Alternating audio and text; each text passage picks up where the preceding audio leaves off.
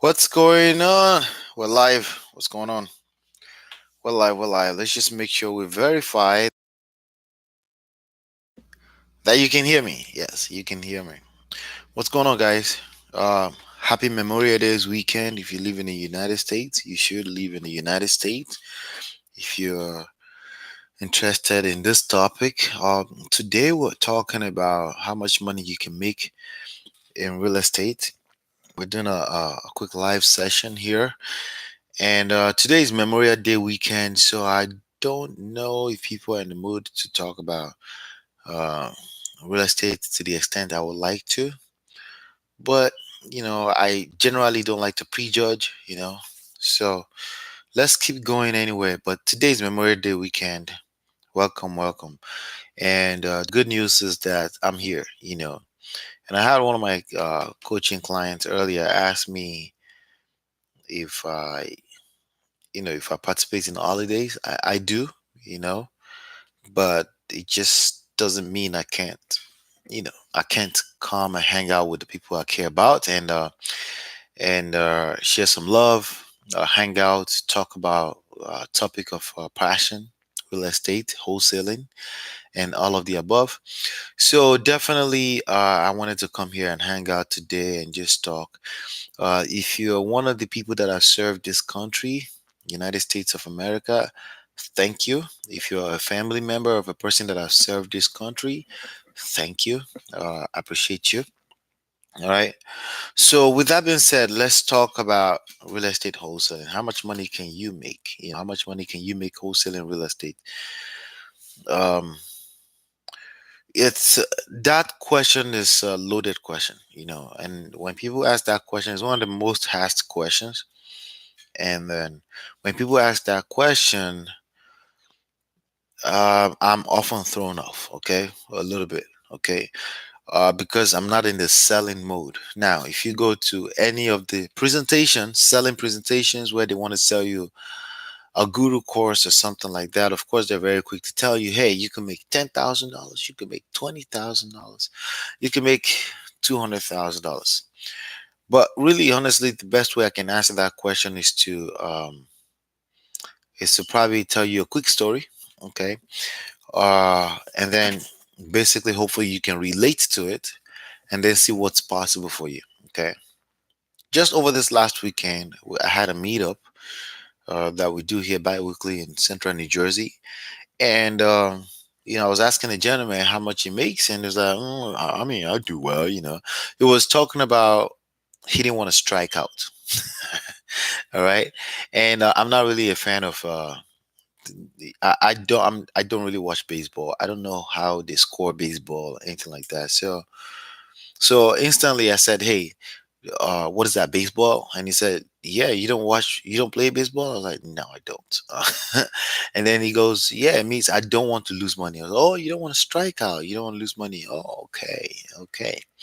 And again, as usual, when people ask that question or these types of question, it's usually coming from a place of fear, which he did acknowledge.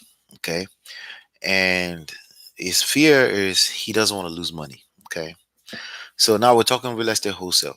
Okay. Wholesaling in real estate is essentially um, you're not spending money. Okay. You don't have to spend any money acquiring properties. You may have to spend money learning how to market because it's essentially a marketing profession. Okay. So let's put it that way, profession. So we can take it as serious as you need to take it. Right. So he goes, I don't know if you can tell I'm a little tired, but let me bring my energy up a little bit. We got a bottle of water. 1 second, guys. All right. So he goes, he doesn't want to strike out. He doesn't want to lose money, essentially.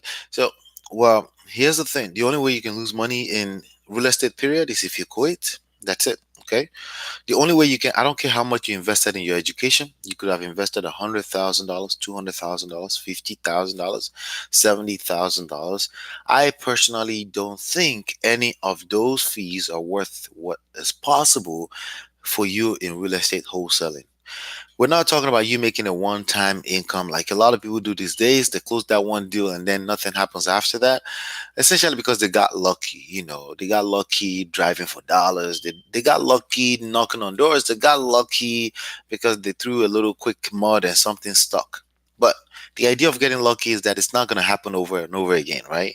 Or miracles. We'll call them miracles because they're not going to happen. They're not predictable. They're not going to happen again, right?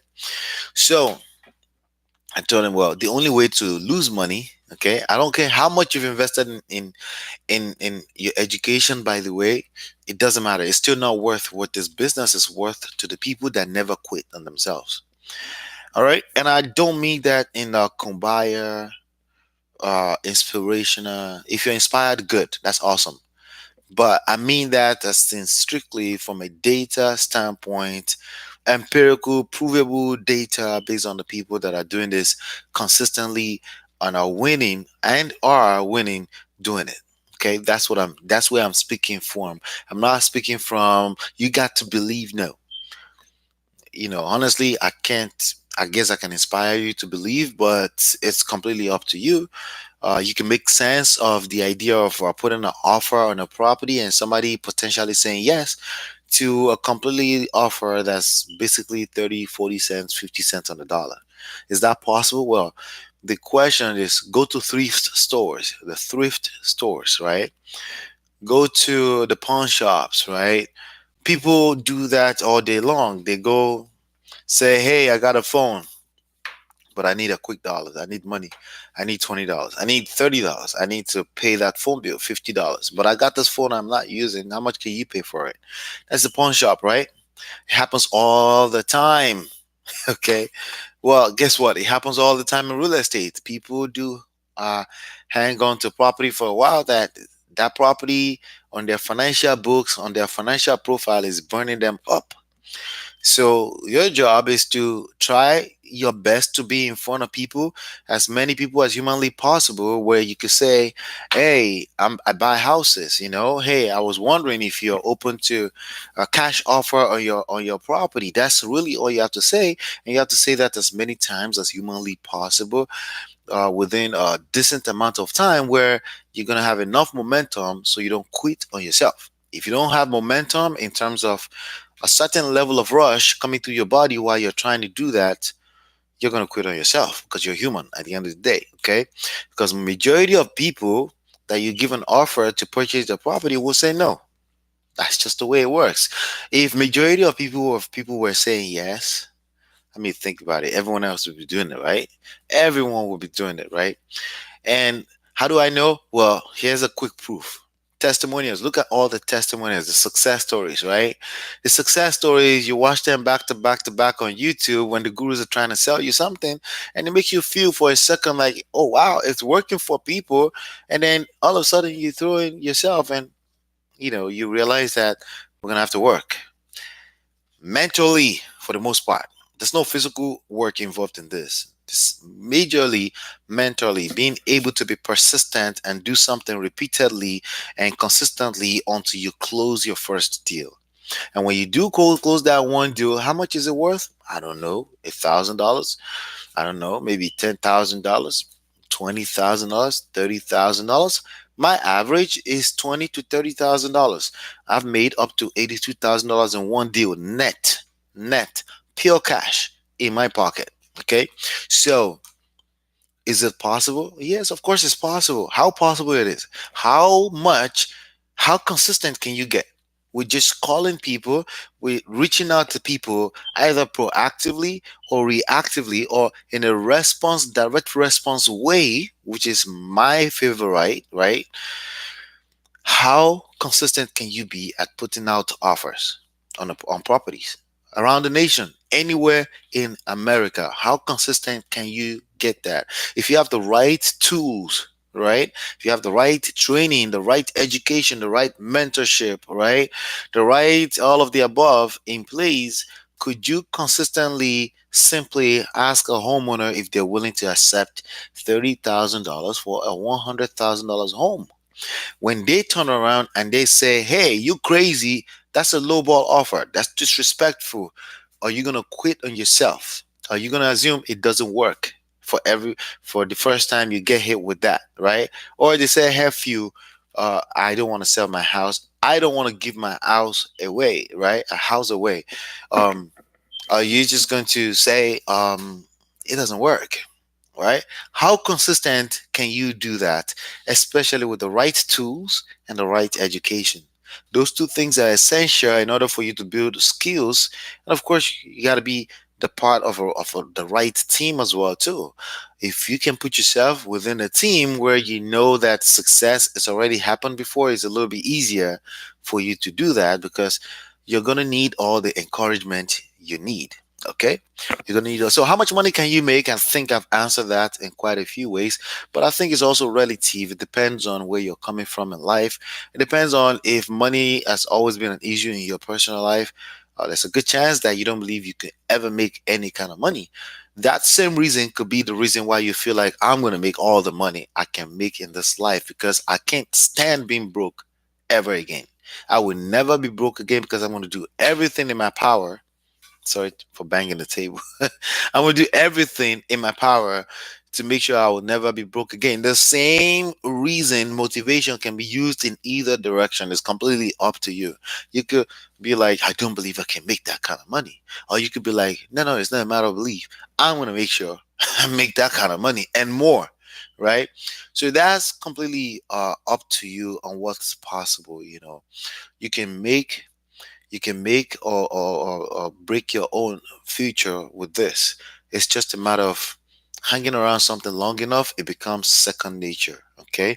So even if your belief system is not up there yet, maybe you have been burnt a few times and you try to do it and you strike out, like the gentleman said, and you feel like, hey, I've spent $200 on this training. I spent $50 over here. I haven't made anything out of this, right? And you feel like you're about to quit.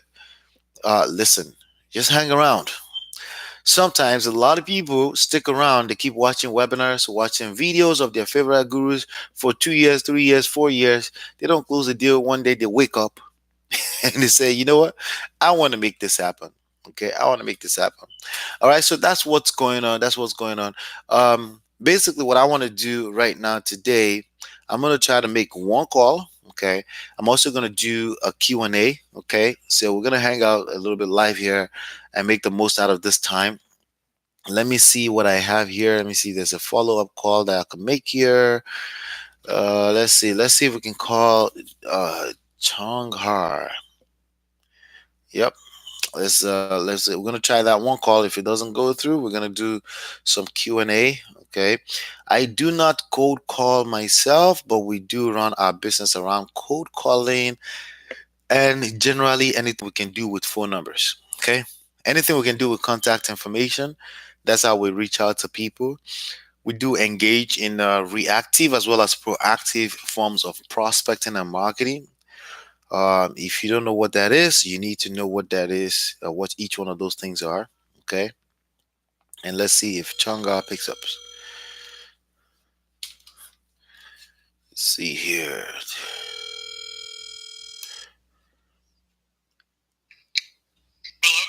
Yeah, hi. May I speak to Changar?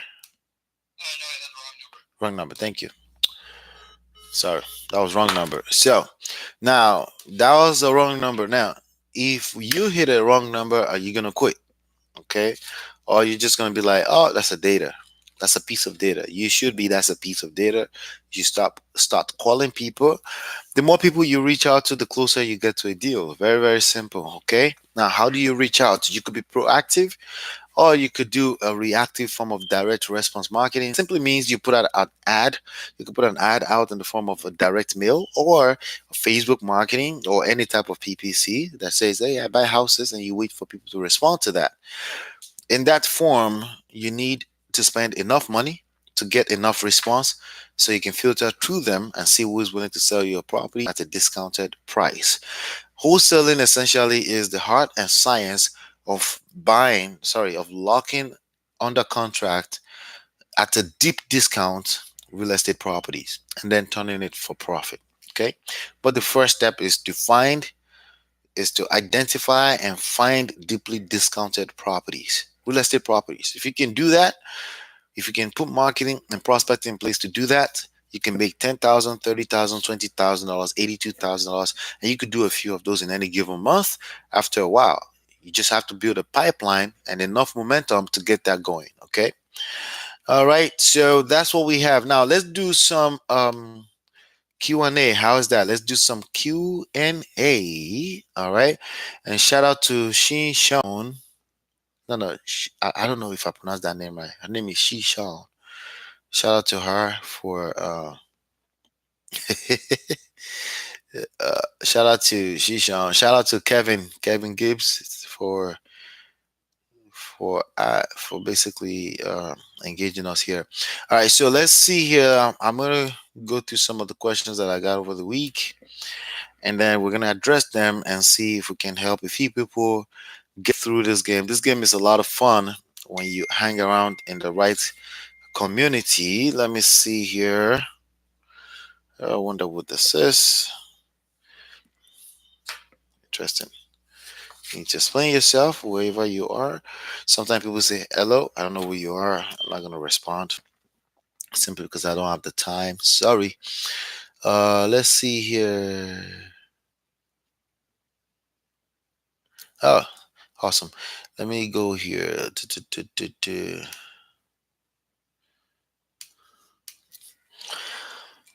All right. So if you have any questions, please feel free to use the comment box below. I do shout out. If you leave me a comment below, because I appreciate your time. Because also the engagement with the videos help us spread the word a little bit more. All right. So let's look at a few things here. Let's see here.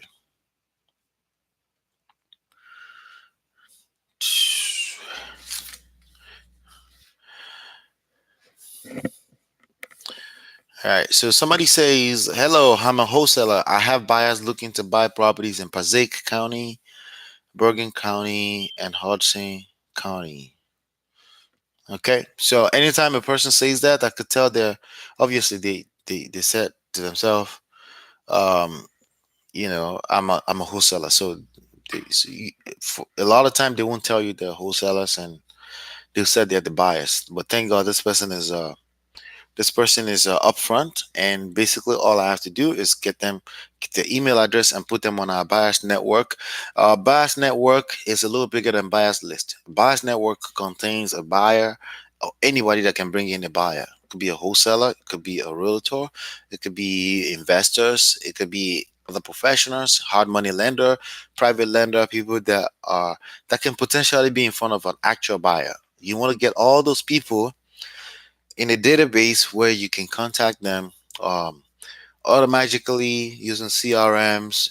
Any kind of autoresponder will work with that. And if you're still under 100, you can do it manually using your regular email address. It's just going to be a little bit harder for you to stay organized, but it's doable. Okay. So this person said, driving for dollars and then cold calling is not working for me. This is my script. Let me know what you guys think. Hello? Mm, Hello, John. Hold on. Yes, can I help you? And what is this about? Well, what is this about? We're local investors in the area, and I saw your property. I wanted to know if you were thinking of selling it, or would you consider an all cash offer? Owner says no. Any advice, tips would be greatly appreciated. All right. So for the most part, people are gonna say no, because again, most people don't take their properties to a pawn shop. Okay, that's just the reality of what we have going. Okay, most people don't take their property to a pawn shop. That's something you should keep in mind. Okay, most people do not take their property to a pawn shop. So in that same in that same way, or in that same token, or how do I say it, within that same context, you can expect that most people are not looking to sell their property for less than what it's worth. Okay, if their motivation is money, then focus on that. Help them get the property listed with an agent that will help them get highest and best offer. Usually if money is the motivation, they should have time. Okay, if they want more money, they should have time. Just like any, let me tell you something, okay? Oh, by the way, if you're my books are upstairs. If you're brand new here, make sure you download the book. You go to smartrealestatewholesaling.com, smartrealestatewholesaling.com. The first pillar, that book is about smartrealestatewholesaling.com. The Smart Real Estate Wholesaling book is about the three core pillars, okay? Value, automation, and people, right? Without those three things, you're going to suffer until your business dies off in the business. That's just the bottom line, okay? Value means you lead with value. You got to give some kind of resources in order to get value. Okay, you got to become resourceful in order to get some kind of value. How much resources do you have? Do you have more time or you have more money, right? If you want more money, you should have some time to give. If you have more time, if you want more time, you should have some money to give. Does that make sense? Does that make sense? Like, if you want more time, freedom, lifestyle, spend time with family, if you want more time, you should have some money to give. It doesn't matter if you're buying a course, it doesn't matter if you're selling a property. I'm telling you, as an individual, okay? You got time, right? Then you can ask for money, okay? Basically, you can provide services with your time and get some money, okay? Now, it could be any percentage of the other. Doesn't mean 100% on each other, meaning you could have 50-50 time money, 50-50 time money, but a mix of those is what turns out to become money, okay? On the other side, or more time. Completely up to you, okay? So now, with that being said, if somebody wants, they don't, if you say, hey, would you consider a cash offer on your house? And they say no, it's just time to move on to the next person. But we got a problem. If you're driving for dollars, then you probably only have five houses and you will run out of houses or people to talk to in no time. And this is one of the reasons why I do not encourage driving for dollars if you're trying to build this business as a wholesaler. If you're trying to make a quick buck, as a deal finder, you can help other wholesalers that are already making good money and they're willing to pay you per lead you send. Then you can just be a deal finder. You're not an investor at that level.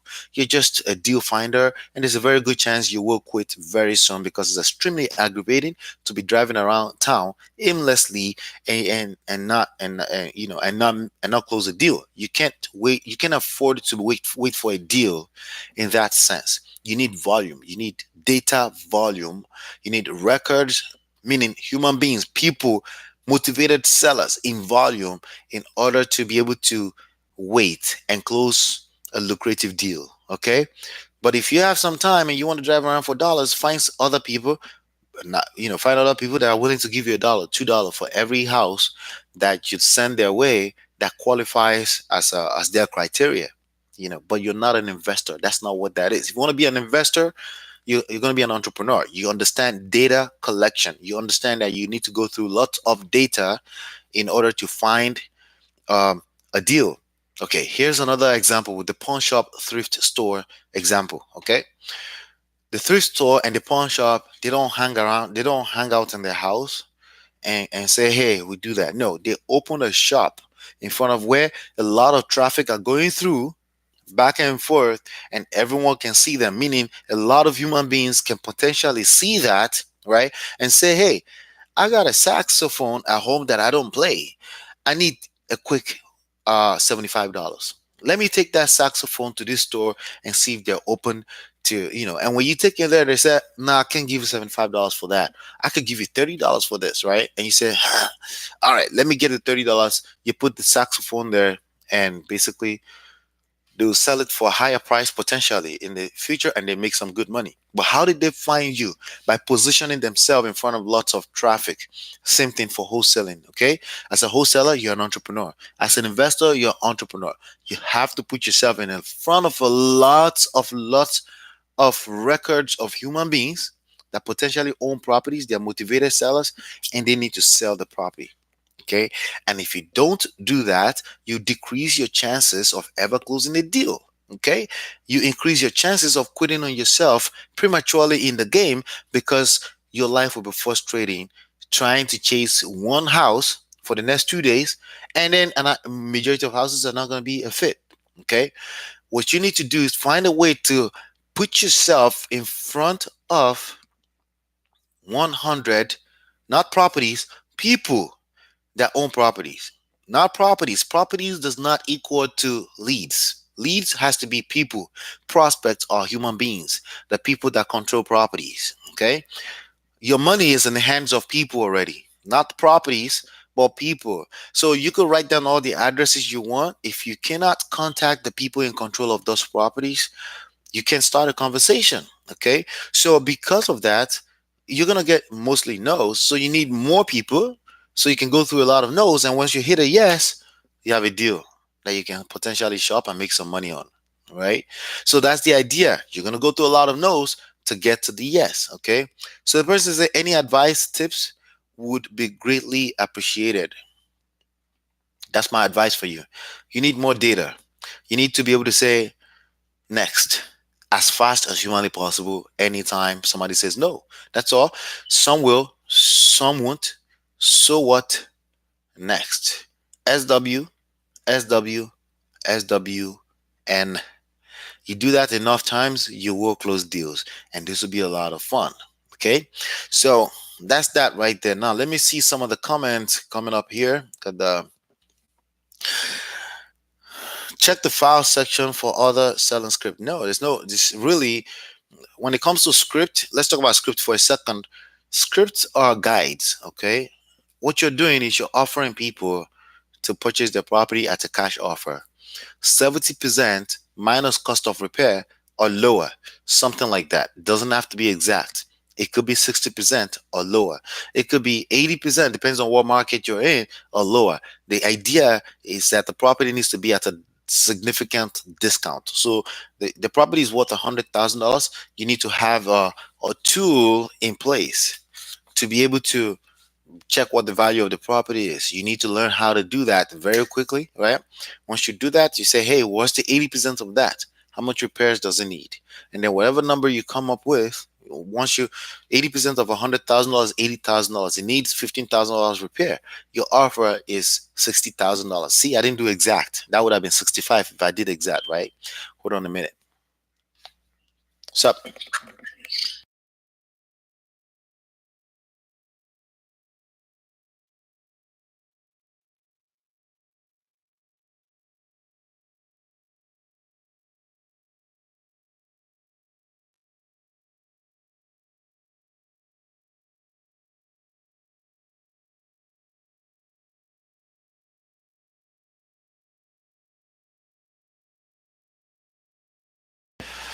all right. So are we making sense, guys? When it comes down to script, really you're making an offer.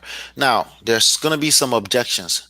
One of your objections is not gonna be no. When you say, would you consider a cash offer, and they say no, that's not an objection. That's You need to sort. You need to be sorting. You need to sort that person aside and move on to the next data, the next piece of data, the next record of human being to talk to. You should have a list, extremely long list, thousands. Okay. So again, you cannot do thousands driving for dollars or knocking on doors, right? So if that's what you're looking for, you're on the wrong channel. Go somewhere else where they can blow some smoke up in there, and then you won't get any results. Okay. So let's talk about real business. You need thousands of records to be going through, because that's how you're going to increase your chances of striking a deal. Okay. So you need to be able to say, oh, you're not interested. Great. Do you have any other properties you need to get rid of? If somebody says no, hey, do you know any other properties that someone needs to offload or get rid of? Say that. That's your exit answer right there, and move on to the next call. That's how you want to do it. And how you move on to the next call, you need that to be automated. You need that to be with speed as well too, because if you have to dial every time, again, you're positioning yourself to frustrate yourself and be out of business in like very soon. Automation is the second pillar. You must automate as many things as you can humanly do. Just keep in mind that automation needs to be solving a problem. Sometimes gurus will sell you a problem and sell you the solution, but there wasn't an existing problem. So be careful for that. Okay. All right. So it's not about script. When somebody says no, that there's no time to look at script. You got to move on to next. Now, if they say depends on the offer, then a script may be useful for you. you can just go straight to what's the condition of the property. They need to say yes to that. That question is not one of your open-ended questions. They need to say yes to consideration of a cash offer. If they can't say yes to that, don't waste your time on that particular lead.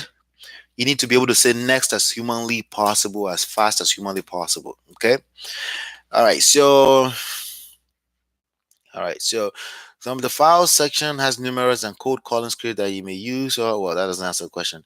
Don't say don't say you're a local investor, but state you're looking to buy a house. Yeah. When you say we're local investors in the area, and I saw your property, I wanted to know if you're all of that is like you. I'm gonna hang up on you once you start saying all that. If I was a homeowner, okay, why? Because people are getting so many calls, cold calling calls. So you gotta be able to position yourself where you sound familiar. You sound like somebody they may know. You sound like you have some value to bring to the table. And if you start saying we're local investors and you start giving me your resume on the phone, you don't have any value to give me. I'm going to assume that very quickly, because in 3 seconds you got to be able to demonstrate that you have some kind of value to give me. So what do you say? You say, hey, John, I'm calling about 123 Main Street. That's value because you're talking about a property that they are familiar with, of at least, or that they own. And then you can get into the because they're interested in what more you have to say. That's how you know you brought value. If they're interested in more on what you have to say, that's how you know you brought value, right? But once you start giving, if you're in an elevator and you're giving your resume to a person, right, you don't have any value to give them if you have to shop your resume around like that. If you did have some kind of value, you gotta, it's not gonna work that way. So you gotta really think deeper about when you bring value to people, right? Some people will be nice enough to take the resume from you, but when they get on the outside, they'll throw it in the garbage, right? Because you're not giving them value in that space, in that context, right? So in the particular context we're talking about, on a phone call, you call me, you cold call me, and you start giving me your resume. We're a local investor. I don't care what you are. You got money for me? What kind of money do you have for me? Now, obviously, you're not going to say, I have money for you. You got to say something that equates in the back of their mind to value, some kind of way to make their life easier. That's what value means. Okay. So, how I would say that is like, hey, I'm calling about whatever that 123 Main Street is. And then that will keep them on the phone. Yeah. What about it? By the way, they're still skeptical, right? Yeah, I was wondering if you would consider a cash offer on that. Hmm. It depends on the offer. All right. You're gonna get that sometime. That doesn't mean it's a deal. But then there's room to continue the conversation. If you get no, then you need to give your exit question. Do you have any other property you need to get rid of? That's just say that. Just go straight to the point. People don't appreciate when you're wasting their time, and that's where scripts can kill you, because scripts kind of like are created for you to start reading, and then you're wasting their time, and then they hang up on you. Just keep that in mind, okay? So let's see here. Let's see here. All right. We're gonna try to pick a question that we can learn from. Okay.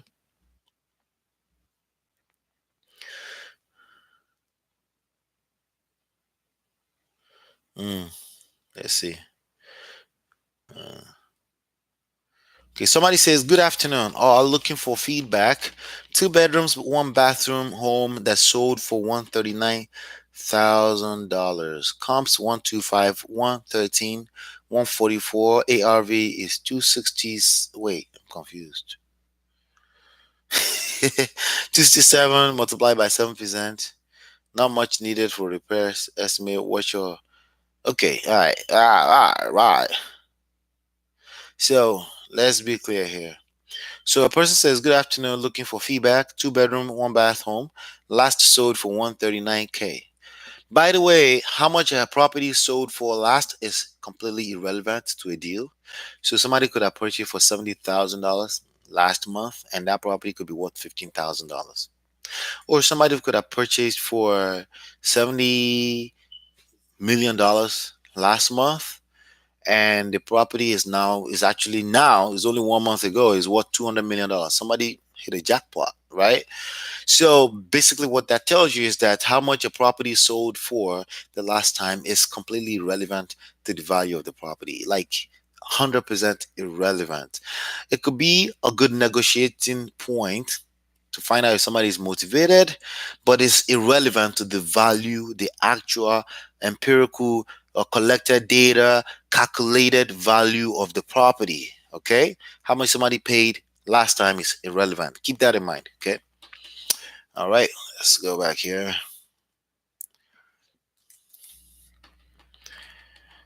All right, so the person says comps are 125, 113, 144. So if comps are 120, 125, 113, 144, it sounds like ARV should be 130 based on the comparables this person just shared, right? But somehow she got to after repair value $267,000. I don't get it. Is the house a lot bigger than the rest of the houses in the neighborhood? If the house is a lot bigger than the rest of the houses in the neighborhood, that is not a plus. Okay, because the location wins all the time. The average in the location wins 100% of the time. The number can be adjusted a little bit if a person is willing to come in because the house is a little bit bigger, they want to pay more. That can happen. But you, as an investor trying to buy this property, cannot speculate on that because it may not happen. The location will win 100% of the time when you're valuing a property. So, for a fact, the ARV is not 267,000. The ARV should be around 130 based on the averaging of the comparables that she just said, which is 125, 113, 144. Yeah, basically. All right. So somehow she got to ARV is 267 and she multiplied it by 70%, and that's 187. Not much repairs needed. About 40 to $50,000. What's your MAO? So I don't know if it was a trick question, but let me see some of the comments here. Where did you get your 267? It's pretty extensive for repair costs. True, that's more of a rehab number. Okay, that's a rehab. That's true. How did you come up with this? Okay, somebody said $130,000. So I'm trying to see what her justification is. It looks like the comps came from Home Snap. So where did you get the ARV? So how do you calculate ARV? ARV stands for after repair value. Okay, and the way we calculate that is based off of averaging a weighted average of the sales, recent sales in the area. I like to look at 6 months within 1 mile radius of the subject property. That's what I like to look at. So somebody says, so your comps average 127. See, I didn't even have to calculate because I could tell it's around that. Again, numbers don't have to be exact, just need to be around, right? And you're saying your ARV is 382. How did you come up with such a huge gap difference? Where did you get 382? So it sounds like a newbie, but it's a good point to point out right here. Okay. How much a house sold for last time is irrelevant. Okay. So it was bought at 139 the last time, and that person looks like they overpaid too, you know?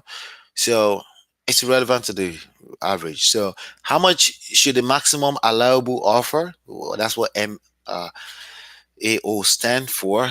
The and if it needs 40 to $50,000. So now I'm going to use calculator. Okay, we know that the average is 127. All right, 127. Multiply that by 70. Okay, 70%.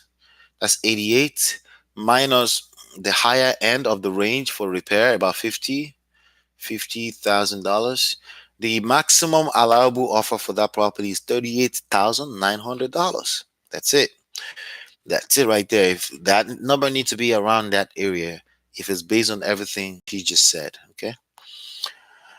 So somebody says, what do you tell yourself to stay encouraged after getting cursed out, laughed at, while cold calling? All right. All right. So if you get cursed out and laughed at while you're cold calling and you need encouragement, it's usually because your education may be lacking a little bit. Usually, okay. But sometimes it's simply because, yes, that can kill your spirit when people tell you no over and over and over. So rejection is a problem, okay? Rejection. Nobody likes rejection, right? It doesn't matter that the person doesn't know you. And a lot of gurus would tell you, like, hey, they don't know you personally. Don't take it personally. Well, easier said than done, okay? Just keep that in mind. Easier said than done. So the best way to stay encouraged in any entrepreneurship endeavors, it will happen. Okay, your rejections will be a lot more than closing a deal. That's just numbers game. At the end of the day, you make a killer deal, $50,000. You average all your no's together, so you made that much money per each no you get. So if you're making that much money per each no you get, let's say that's $12 per each no. What would you do to get more money? You get more no's. Okay, so you need to think about your business from an analytical standpoint. It makes it a lot more easier, especially from an empirical standpoint, as opposed to the combiner. No, you got it. Self development is very important, meaning you need to be solid in yourself, understand that you have your own self confidence, you understand the game you're playing, you understand, in fact, that it's a game, a numbers game at that, right? If you understand that, then encouragement is something you pat yourself on the back and say, yeah, you just got beat up on that day, right? A lot of no's. But I'm back at this tomorrow because that's how we're going to get to a deal. All right. That's the way I handled it. I can only tell you how I handled it, and I can't tell you anything else because I don't know if anything else works. Okay. What I can tell you is that my mindset was a key factor in getting and staying encouraged. Okay. Now, if you have bills due and you have desperate to close a deal and you feel like you got to make money, that makes things a lot harder because, for obvious reasons, you have a bill chasing you down and you have to feed your family. So, what I would advise is make sure you have a job on the side so you can use that as a stepping stone, so you can make sure you stay positive as much as you can so you can get through the numbers you need to get through to close the deals. Okay. The one reason why it's hard to get through the numbers, if you don't have the right tools and education. If you don't have the right tools and education, yes, you will struggle because chances are somebody told you YouTube University is good enough and you can just dial on or drive for dollars and you're gonna win. No, you're gonna get frustrated. That's what's gonna happen. Okay. So mm, so, like for example, somebody said, understand that you'll never speak or see most of these people ever again. They're just having a bad day. No, they're just people. You don't know them. Okay, they're not necessarily having a bad day. They could just, the timing is off. About 50,000 things didn't line up, and that's not your business. Okay, but the idea that you're just having a bad day, I guess, make yourself feel better. But oh well, look at all of them as data. Okay, they're just data points in your business. Okay, not everyone is perfect. It's not personal, and you can't let opinions of others derail you from being a future millionaire. He's absolutely right. But that whole bad day thing threw me off. Don't offend other people because they said no. They just said no because they're not interested. That's all it is. Okay, so keep that simple. Somebody says, why do realtors say wholesaling is borderline illegal? Those are non-producing, low-producing, low-production realtors will say things like that. It's understandable. Okay, realtors or brokers that are not producing will say things like that. So when I tell you that they are not top producers, so it makes sense why they will say things like that. Okay, they clearly have not paid attention to the game of real estate in total to understand that there's no such thing as one size fits all beside cheating, stealing, and lying. Okay, full disclosure is all that's required by the government agencies when you're doing deals. Okay, full disclosure. So if you give full disclosure, that means you can't really lie to anybody because they have access to all the information of what the deal that's going on is, right? And it's just a matter of staying within the parameters of the guidelines, right? And the title companies are there to help you with that. Your attorneys are there to help you with that, depending on what kind of state you live in, right? And realtors that are top producers understand that. They don't kick against anybody else that's bringing more leads into the business. At the very minimum, it could be a referral. All right. So as long as referrals are legal in the realtor land and the wholesaling land, then basically wholesaling is as legal as it gets. Okay. And yes, talk to your attorney with respect to any particular deal you engaged in. But on the general scale of things, the only three things that are illegal, okay, is I'll say four. I'm gonna add four, okay? Three things is cheating, stealing, lying, okay? And if you go outside of the guideline of a particular procedure or process, for example, if a short sale says don't sell this house for a 60 days period, or if it says that, then don't do that. But you know what? You don't have to worry about that because a good title company, it's a good licensed title company will make sure of that. Okay. However, are there ways around that and making sure you're still staying within guideline and still make money like now, not in 6 months now? Yes. And the attorneys will be the first to help you with that. Don't worry. Any realtors that say something is borderline illegal and that's the first thing they lead with, just delete their name from your database for now or discard them to the side and move on because there are tons of realtors. How do I know? Because the average realtor makes $8,000 a year. So go figure, right? So don't worry about it, okay? And don't explain yourself. I see 229 responses here trying to explain themselves. Don't explain yourself to someone who thinks wholesaling is illegal. It's not worth it. Okay, don't do that. It's not worth your time. You need to make sure you're investing your time in the right parts of the business, your business. Okay. All right. Somebody says, I haven't gotten the business number yet, and I would like another alternative to giving out my personal number. Please help. What do you use? All right. So basically, if you're getting enough traffic of people talking to people, volume, and you feel like your personal number is being overwhelmed, um, just feel free to go get another line. That's all. You go to Walmart and get another line strictly for business. Okay. Walmart. Just go to Walmart. Okay. Or if you're talking about just digital number where you can talk to people from the internet, then Google Voice is free. Google Voice, just Google it. Google Voice is free. Here's the one and I'm going to give you. If you're not getting enough volume, you're not closing enough deals, don't spend money all over the place. Okay. Don't spend money on things that is not solving a problem. Okay. So invest in your education solves the problem of you going through an extensive learning curve and getting frustrated out of the business. Investing in a tool to help you make dial calls, help you maintain consistency in the inputs you had into the business, right?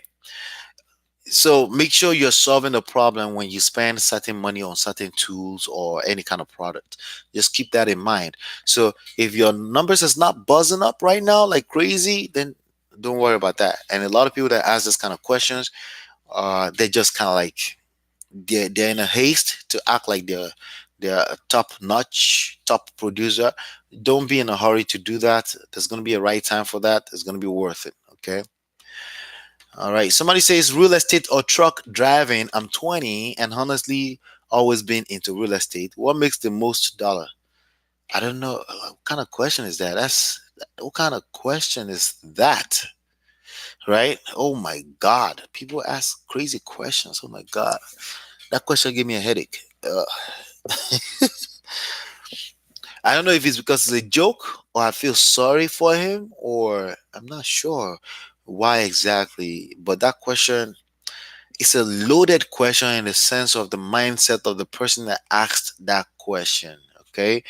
What I can tell you is that that person, there's a very good chance they belong in truck driving. Okay. There's a very, very good chance that they belong in truck driving. The real question is that what is the best thing to invest? Okay, when it comes to making money. Never mind real estate, never mind internet marketing. Okay, never mind digital marketing, never mind entrepreneurship or truck driving, sweeping floors or truck driving, never mind pushing a mop or or building your own business, right? Never mind being a self-employed person or running a business system, right?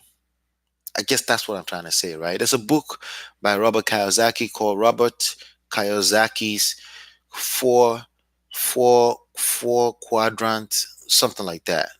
Four quadrants, something like that. And basically, four quadrants has self-employed, has business system, investor, and employee. But it starts. Most people start with employee, and then they go to self-employed. You know, employees, you're working, you're pushing them up. They're paying you salary W-2, or they're paying you per hour, $15, $7 an hour W-2. That's employee, right? There's a certain mindset that gets stuck there. Everyone may need to get started there, but there's a certain type of mindset that gets stuck there on an average. So I'm not talking about the lady who works at General Motors who climbed the ladder all the way to become a millionaire. No, I say on an average, right? So from employee mindset, you go to self-employed, meaning, hey, you're a plumber, you run your plumbing business, but you're the main guy, and you're a one-man show, right? We all start our business that way, right? Going into business system, your business doesn't depend on you. You have other skillful people in your network as a team or as a corporation, and your business. And even if the owner gets hit by a bus, the business continues, just like Apple, the corporation, right? That's a business system. The next level is investor, where money is working for you, right? So at the employee level, you're investing time to get money. Okay. At the investor level, which is the end of the four quadrant spectrum, right? You're investing money to go work for you to get more money. Meaning, no part of your time is involved in that except the decision making part of where should you invest your money, right? Which one gives you the best return on investment? Investing time or investing money, right? Which one gives you the best return on investment? It's probably a combination of investor and business systems, because at employee and self-employed, you're investing time that you will never get back in life. Facts. Okay. There's only limited time. You have 24 hours in a day. You have a certain number of days on this earth as a human being. Okay. So um, that investment of time, it's compared to investing money, it's always, if everything else were equal, it's always the loser, the investment of time, because you can't get time back. But you can invest $1 right now, you're going to get that dollar back. You have more than enough time to get that dollar back, as long as you're investing wisely. If you're investing in yourself as a human being, your self-development, your education, and some skills that can help you reduce the amount of time you have to invest to get money, right? Then obviously your return on investment will be better over time. Here's an example, right? You work uh, at FedEx, right? And you are a loader, a truck loader, and you're loading. After like 10 hours, you just made $100 minus 15% that goes to the silent partner, right? Uncle Sam, right? Or you could invest in yourself, take some of the assessments with FedEx, educate yourself, go to some school. They actually even pay, they give you some tuition reimbursement, right? 2 3 years down the line, you've improved on your skills, right? They now promoted you to a position, right? If you can play the politics, right? They promoted you to a position, right? And then you're making $25 an hour now, right? $25 an hour, and you just have to, you're actively working for the most part, maybe 5 hours a day. You're paid 8 hours, right? But you're working for the most part actively 5 hours. So they pay you $25 an hour. Multiply that by eight. Okay, how much is that? Eight. That's $200. Okay, you worked after time. You made $200. You still have the silent partner. You're still an employee. How you invested in your education? It took some time. You invested some time, and now things are better. Now you can have some time to your life, right? And you can still expand on your horizon, and it gets easier. Gets more lonely at the top, but easier as you get to the top, right? I'm just talking investment of time. The competition between investing time and money. That's what this question is about, right? With truck driving, you're investing your life. Okay, you'll be driving. With real estate, no, you're not investing time. Okay, you're investing some time in getting some money, but that time you invest will pay you for a long time, because the process you go through is going to repeat itself and you won't have to spend so much time on it. But for every time you try to drive truck, you will have to spend that much time on the road for every single time. And if you quit today or you get hurt today, you don't get paid no more. That's it. If you get hurt in real estate today, you could keep getting paid. Is that really a competition? There's no competition between truck driving and real estate. Those are two different lanes. If you belong in truck driving, go do your thing. Don't try to compare truck driving to real estate. Those are two different lanes of life. Not one is better than the other in the grand scheme of things. It really depends on where you feel more fulfilled at the end of the day. But when it comes down to money and the best return on investment of your resources, time, money, or energy, come on, like, come on, man. That question is slow, and this is the result of people not educating themselves and thinking real estate is just a random. This is not random. It's a serious business. I need everyone to start taking this serious right about now. And it stops with you stopping to call yourself a wholesaler. You are a real estate professional. You're an investor. Okay. And wholesaler right now, everyone is a wholesaler. It's nothing wrong with being a wholesaler. Wholesaling is an activity in real estate. It's just one little bit activity in real estate. There's so many other things that will happen if you're wholesaling if you're wholesaling at a professional level. There's so many other things that will happen besides wholesaling. Does that make sense? So let's just keep that in mind. Now, with that being said, I'm not going to go into any other question. I just want to review some of the answers that I see other people are putting here. Okay.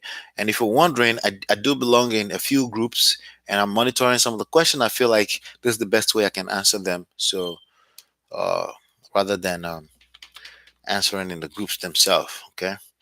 Let's see. So there are about 138 responses to this.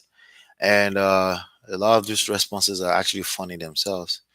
But let me just, if you don't have 200K to be an owner operator, don't even bother with the truck. Okay. So even at the owner operator, meaning you are owner operator, we, meaning you are actually operating the machine yourself. You're a one-man business, right? It's not the same thing as real estate. Okay. Real estate here by default, at some point, you're surrounded by enough people to tell you, stop trying to do that on your own. Pay other people to do that. You're surrounded by enough people that will tell you that, But in truck driving, you know, pay other people to drive your trucks. You could build a business around that, but that's not a truck driving at the end of the day anymore. That's a truck driving business. Okay, that's two different things. All right, so let's see here. Just keep things in context because there's no one size fits all for any of these answers I give you at the end of the day as well too. And I stay humbled. If you have any other context where you feel I may be wrong, I stay humbled because yeah, there could be. Okay, but keep things in context. Trucking, I work in both. No, there's no way you work in trucking and real estate unless you're starting off in real estate, right? You're trying to leave trucking to come into real estate. If you're spending full time driving trucks, you're not doing real estate. You're not. You're just not unless you're in transition, and that's okay. That's absolutely okay. And this is one of the things I'm seeing happening in the industry. Just everyone, their moms and their pops thinks they are real estate people. Um, it's a good thing for the most part, but this is why they're failing. All right. Some of them will close a deal and never close another one forever, and they wonder why not. Because again, there's a certain amount of resources, energy, education that goes into building a real estate empire. Okay. Um, Truck full time, invest in real estate passive and part time. All right. It's different context. There's nothing wrong with that either. Um, I'm both trucking 11 years and real estate 1 year. To be honest, real estate beats it all, but you need capital to invest. So the checks from trucking every week is a great help. There you go. Transition, leverage. Okay. It's a mix of both initially, maybe for a period of time. And then, so there's nothing wrong with that. All right. There's nothing wrong with that. Absolutely. That's a good answer, actually. A real estate investor can easily make more money than just a truck driver. Yeah, this is not even a comparison, when it comes to just money as a factor, right? But if you own the company, do the logistics and all that stuff, you can make a lot more of money. Can't say one can really make more than the other. Yeah, yeah, exactly. Depends. All right, so that's it. That's all I have. We got some exciting things going on here. Uh, let's see here. Can you provide a good title company in New Jersey? Go ahead and download the book and go ahead inside. You see my contact information in there as well. And then you can ask me that question. I'll give you a few. All right. But I can't really promote any title company publicly here. When you run your comps and notice that you don't look at the actual comp, is that how I should do it? What What do you mean BNB properties? What do you mean by actual comp? What do you mean by actual comp? I use comps. I'm very actually borderline about comps. My brother is not. He's a little bit more visionary when it comes to real estate. So I don't know. It's a little bit different. So I'm not sure what you mean. But you said bad question makes no damn sense. I guess all questions are good, that there's no such thing as stupid question. We can help as many people as possible. All right. So again, happy Memorial Day weekend. Go get some barbecue. Enjoy yourself, and thank you if you've ever served this country. Thank you if you're a family member of anybody who gave service to give us freedom. That's highly appreciated. All right. And go ahead and download the book, smartrealestateWholesaling.com. If you got any value in this session at all, do me a favor. Please give me a thumbs up. Give the video a thumbs up before you leave today. It helps us spread the word. I would really, really appreciate that. And that's one of the best things you can do for us here. But go download the book. The audiobook is free with Audible uh, trial. Okay. So go ahead to smartrealestateWholesaling.com. And also, I'm giving you a bonus book. That's one of the options that I'll give you a bonus book, Real Estate Money Secrets. Okay, Real Estate Money Secrets, which is my most recent book that I just launched. Same thing, free audiobook with a trial. And make sure that you are commenting. For those of you that engaged me here today, I really appreciate that. Shout out to BNB Properties. Shout out to Niehoff. And thank you. Leave a comment. If you're watching a rebroadcast later, please leave a comment and help us take the community to another level completely, entirely. If you need my personal coaching, you need a personal coaching directly from me. I offer a very competitive where you can spend personal time one-on-one with me to get your business up to speed fast, so you don't waste time on guru nonsense. Okay, guru or duru nonsense, any of those things. Okay, so you don't waste time on that. If you want that same route, download the book and then you have access to everything else from inside. Hopefully you've been enlightened and educated. Let me say, he says you don't look at the inside of the properties. It's pointless. That's a good question. Let me address that real quick. I don't look at inside of the properties because it's always subject to the inside of the properties. Okay, and and usually the homeowner will be. I talk to the homeowners. Okay, before I put something under contract, and they're usually as honest as I need them to be, as honest as I need them to be. Maybe not 100% just based off of people, different opinions and stuff. But when I do put a house under contract, we go visit the property, take some pictures. There's discrepancies. That's normal. But for the most part, the value of the location is what really wins. And we can see pictures on Google. We can see more than enough information online about the properties. So that's how we roll. And it's a volume game. It's a volume game. So even if something is off, is wrong, we can always renegotiate. We can always retalk about it. If they don't give me full disclosure, their contract can be voided just for that. So they have every reason to give me the honest opinion, their honest opinion on what's happening. But at the end of the day, keep in mind that these are value opinions. All right, just our opinions are professional opinion. They're still opinions. So we can. So no, I don't look inside a property. Uh, but as far as comparables, do I compare actual properties together? For the most part, when the city zone a place, they zone the same type of properties.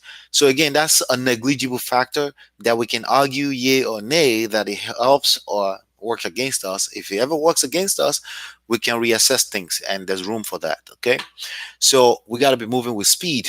Success loves speed. And just keep that in mind. Success loves speed. So if you're roaming around the YouTube community and just you're wasting time, that's why you're not having success. That's one solid reason why you're struggling. Success loves speed. You got to get through all the stuff as fast as humanly possible. All right. Thank you so much. Hopefully, you've been enlightened, educated. We'll see you on the next one, and peace.